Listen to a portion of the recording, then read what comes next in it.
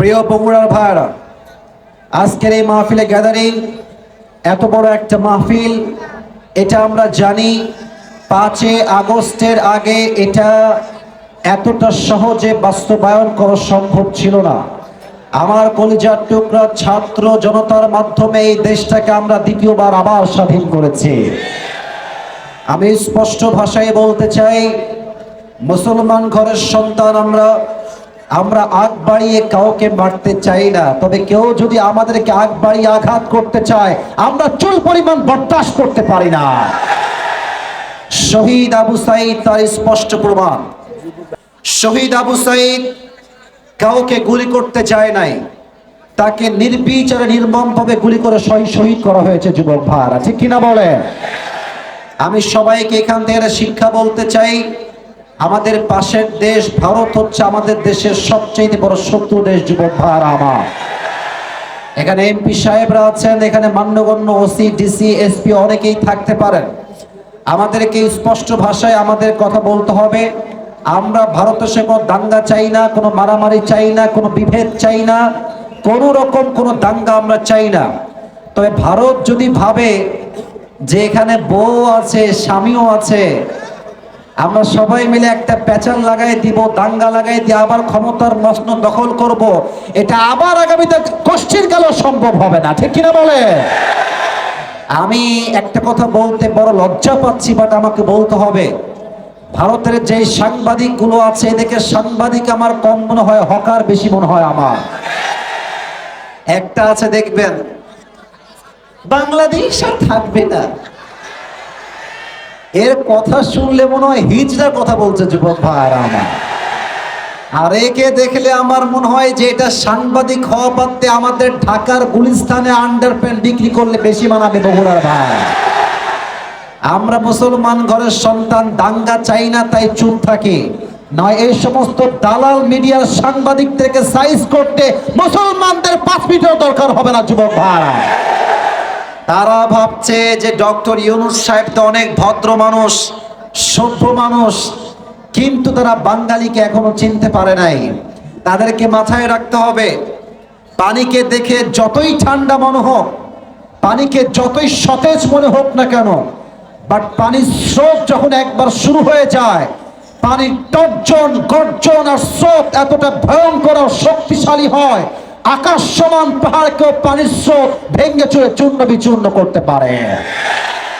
অতএব ভারত যদি ভাবে আমরা সংখ্যায় বেশি, আমরা সেনাবাহিনীতে বেশি, তোমাদের সংখ্যা বেশি হতে পারে, বাট ওয়াল্লাহি, আল্লাহর নামে শপথ করে বলছি বগুড়ার কাহালুর ভাইরা, 1000 কাফেরের জন্য একজন ইমানদার যুবক একাই যথেষ্ট হয়ে যাবে।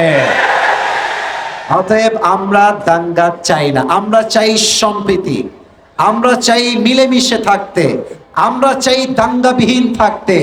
বাট যদি কেউ দাঙ্গা আগ বাড়িয়ে লাগাতে চায়, আল্লাহর হাবিবের হাদিস আমি স্মরণ করাতে চাই সবাইকে। আল্লাহর হাবিব বলেছেন, মুসলমানদের সঙ্গে একটা হিন্দুস্তানের যুদ্ধ হবে, সেই যুদ্ধে এমন এক যুদ্ধ হবে, প্রত্যেকটা যুদ্ধে কখনো মুসলমান বিজয়ী হয়, কখনো পরাজিত হয়, বাট হিন্দুস্তানের সঙ্গে যে যুদ্ধ হবে, সেই যুদ্ধে মুসলমানদের পরাজয় নয়, কাফেরদের পরাজয় ঘটবে। ঠিক কিনা বলে? আমি স্পষ্ট ভাষায় বগুড়া মাইতিকে শেষ কথা বলতে চাই, আগামীতে আবার এই দেশে নির্বাচন হবে। তবে হ্যাঁ, আমি জানি এই কথা অনেকের গায়ে গিয়ে আঘাত করবে। আমি কি নিরাপদে যাব কি যাব না এটাও আমার জানা নাই, বাট সাইদি সাহেব এটা আমাদেরকে শিখিয়ে দিয়েছে, বিড়ালের মতো 500 বছর বেঁচে থাকার কোনো দাম নাই, সিংহের মতো 1 ঘন্টা গর্জন দিয়ে আমরা বাঁচতে চাই।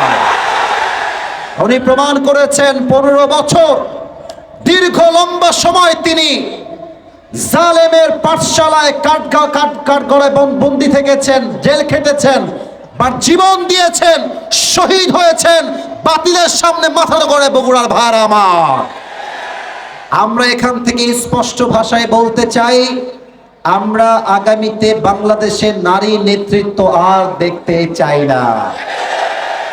কথা আসতে ঠিক বললেন কেন আপনারা? আবার বলেন কথা আমার ঠিক আছে কিনা?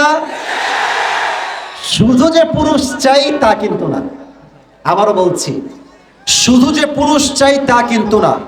আমরা আগামীতে বাংলাদেশের প্রধানমন্ত্রীর চেয়ারে এমন একজন পুরুষকে দেখতে চাই যিনি প্রধানমন্ত্রীও হবেন এবং তার যোগ্যতা এতটা হাইলি কোয়ালিফাইড হবে, যিনি প্রধানমন্ত্রী হওয়ার পরে জাতীয় মসজিদ বাইতুল মুকাররমে দাঁড়িয়ে জুমার খুতবা দেওয়ার যোগ্যতা রাখবে আমার বগুড়ার ভাইরা।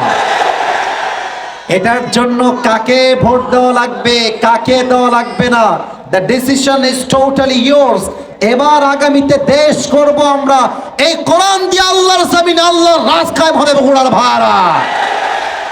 যদি আপনি ইসলাম ভিত্তিক রাষ্ট্র কায়েম করতে চান, যদি আল্লাহর কোরআন দিয়ে আল্লাহর জমিনে আল্লাহর রাজ কায়েম করতে চান, একটা শহীদ আবু সাঈদ দিয়ে হবে না, একটা শহীদ মুগ্ধ দিয়ে হবে না, হাজার হাজার যুবকের বুকের তাজা রক্তের বিনিময়ে এই বাংলার জমিনে আল্লাহর রাজ কায়েম হবে। হাত তুলে বলো সবাই এবার ঠিক কিনা?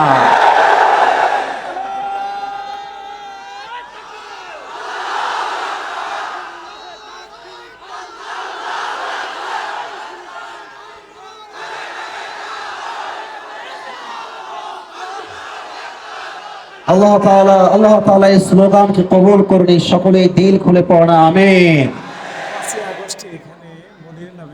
5 আগস্টে এখানে মনির নামে একজন ভাই শহীদ হয়েছে। আল্লাহ তাকে জান্নাতুল ফেরদাউসের উঁচু মাকাম নসিব করে দিই। সকলে পড়া আমিন।